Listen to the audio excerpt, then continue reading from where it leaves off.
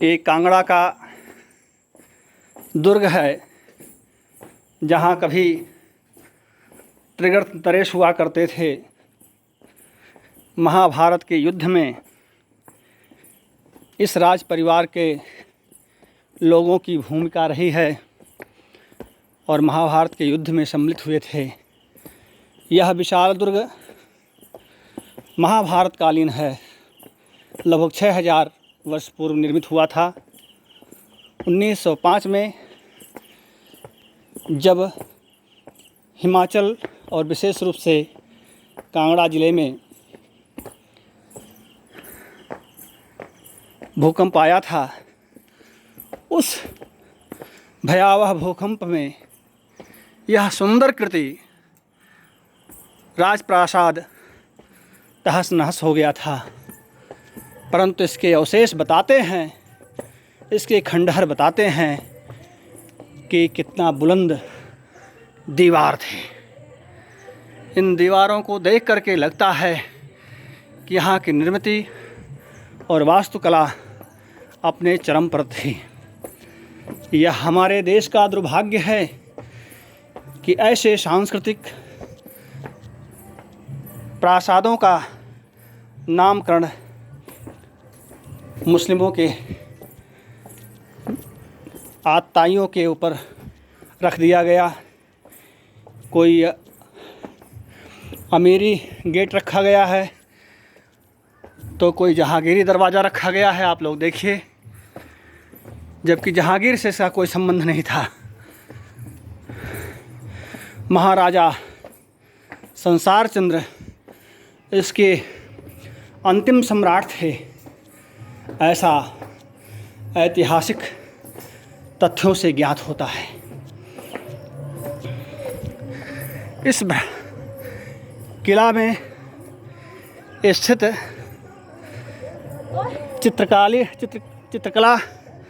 चित्रकारी और प्राकृतिक सुषमा को देखकर मन किसी यायावर का आकर्षण नहीं हो जाएगा। इस दृश्य को देखिए और अपनी भारतीय परंपरा, राजवंश की परंपरा से अवगत होइए।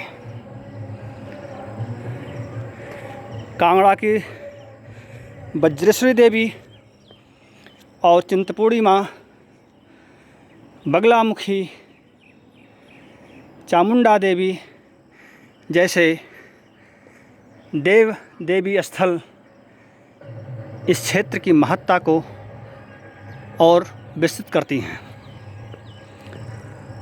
निसंदेह यह सैलानियों के लिए एक आकर्षण का केंद्र बना हुआ है।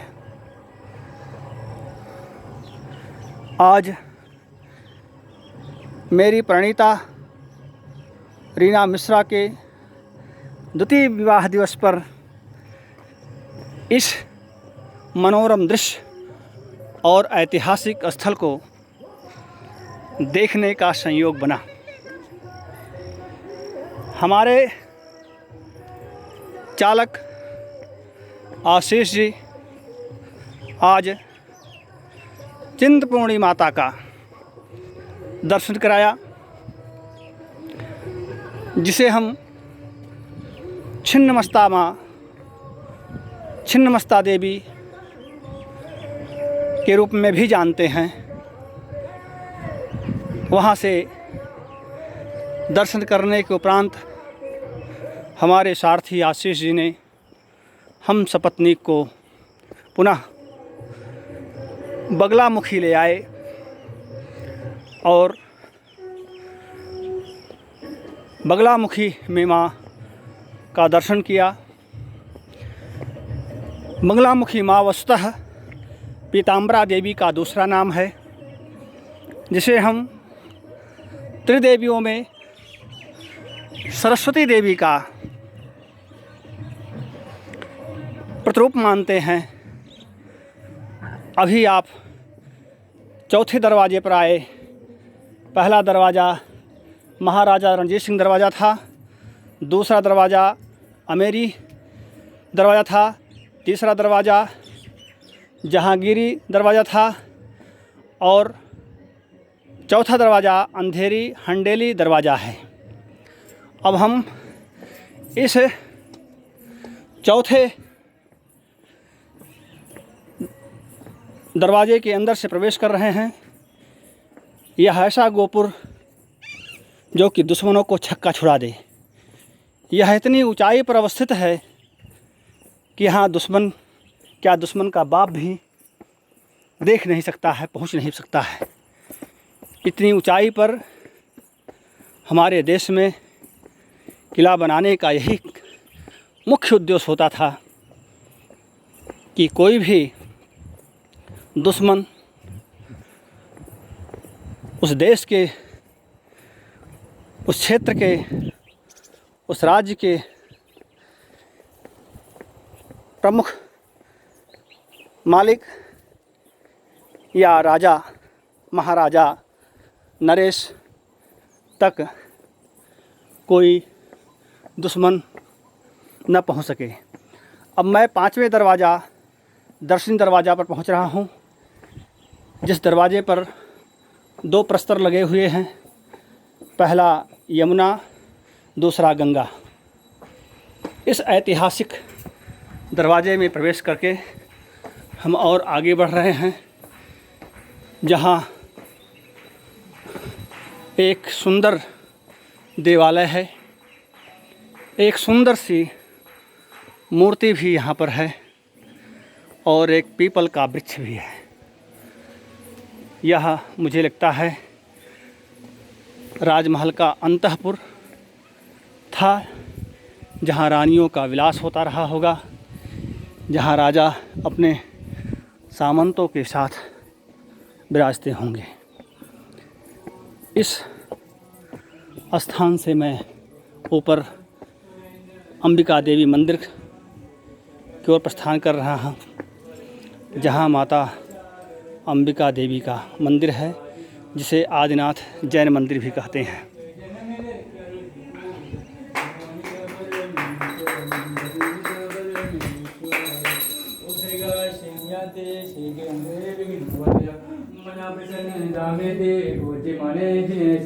सर्वमंगले मांगल्यम सर्वकल्याणकारिणं प्रदानं सर्वधर्माणं जनम देवी शासनम। बोलो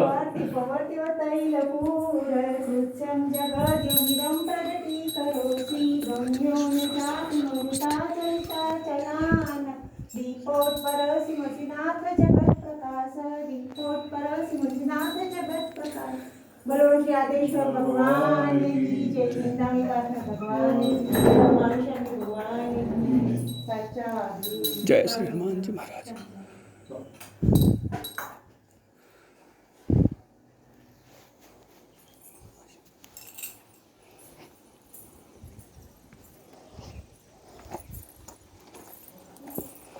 फुटकर पैसा नहीं है ना, फुटकर पैसा नहीं है ना, ले आना चाहिए था। बताया पहन लो, पहनो। जाऊंगी ऊपर से देख कर के आते हैं, तब आप यहीं छाया में बैठिए। फिर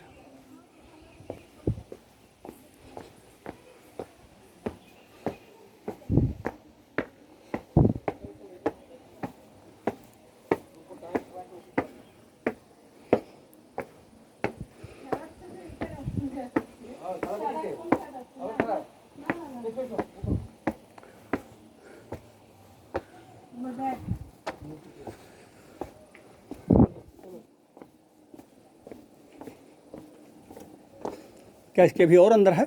लगता है तो वो है पॉइंट अंतिम है लगता है। या कौन सा दरवाजा बोलते हैं इसको? ये तो लिखा तो नहीं, गंगा जमुना लिखा था। हाँ।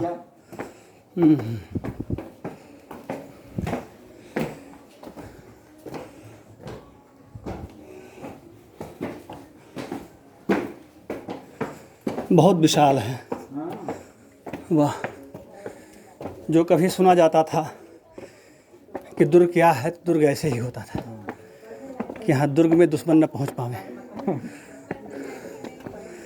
अद्भुत है, बहुत अद्भुत है। कहाँ से पधारी मैडम आप? कहाँ से पधारी? कलकत्ता से। आहा, अति सुंदर।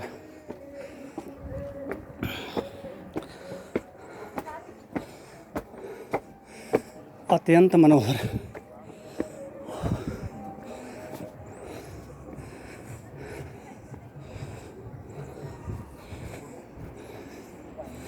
ध्रुव का अंतिम शिखर, जहाँ से संपूर्ण कांगड़ा दिखाई दे रहा है।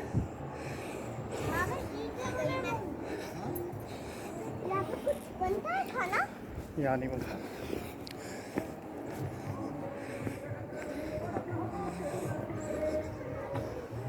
यह अंतिम भाग है इसका, इस दुर्ग का, जिसके बगल में माझी नदी प्रवाहित है,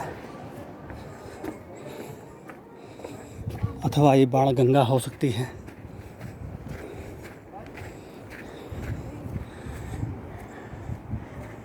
यह अंतिम मनोरम दृश्य है। मैं दुर्ग का अंतिम छोर देखने आया हूँ। वहाँ ऊपर में एक शिखर दिखाई दे रहा है जो कोई देवालय है।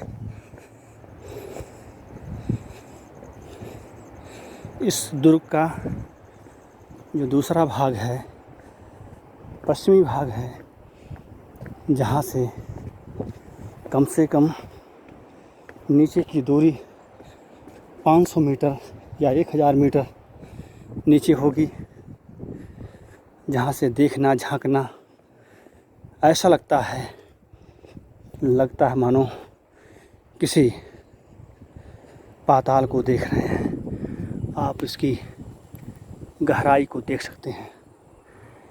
सूर्य भगवान अपने अस्ताचल की ओर जा रहे हैं। इस समय का समय भी 4:15 हो गया है, लेकिन बहुत मनोरम दृश्य है। ऐसा लगता है कि हिमालय की चोटी पर चढ़ा हुआ कोई सैलानी है और वहाँ से लघु भारत का दर्शन कर रहा हो। तो यह किला दुर्ग के माध्यम से हम संपूर्ण कांगड़ा का लघु दर्शन कर रहे हैं। आप सभी दर्शकों के लिए भी यह एक मनोरम दृश्य होगा। यहाँ कुछ सैलानी भी कलकत्ता से, दक्षिण भारत से, उत्तर भारत से आए हुए हैं।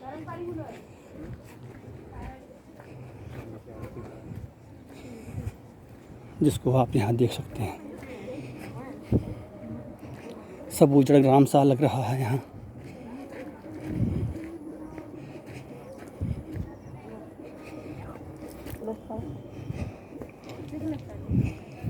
ये यहाँ का कोई कुंड है जहाँ से जल की प्राप्ति होती थी। अब वह जीर्ण शीर्ण हो चुका है।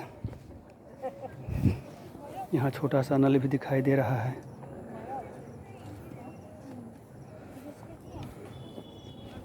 जहाँ पर जल का कोई स्रोत रहा होगा। नायक नायिकाओं का यह अधिष्ठान केंद्र माना जाता है।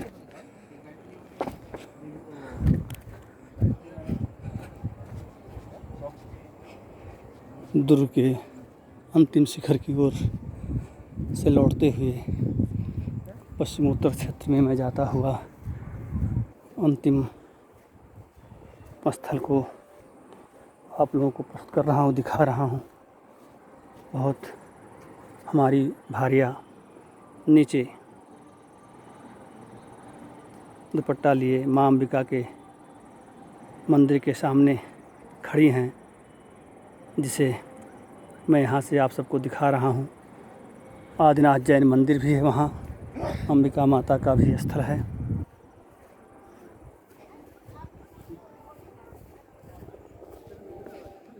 अब हम उच्चतम शिखर की ओर से नीचे उतर रहे हैं।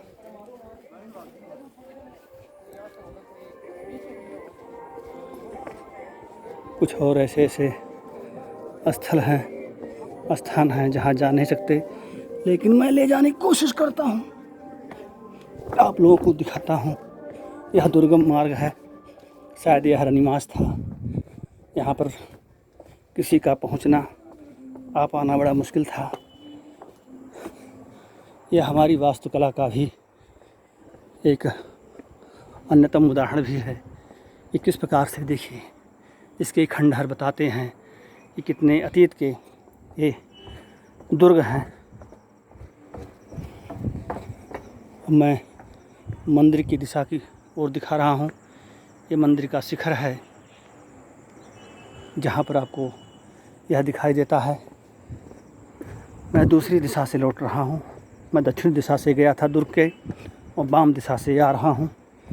मैं उसके शिखर से उतरते हुए उसके चौड़े नींव की ओर आपको संकेत कर रहा हूँ। आप यहाँ से देख सकते हैं मैं कितनी ऊंचाई से ऊपर से आ रहा हूँ। अब मैं धीरे धीरे अपने सहधर्मणी की ओर जा रहा हूँ।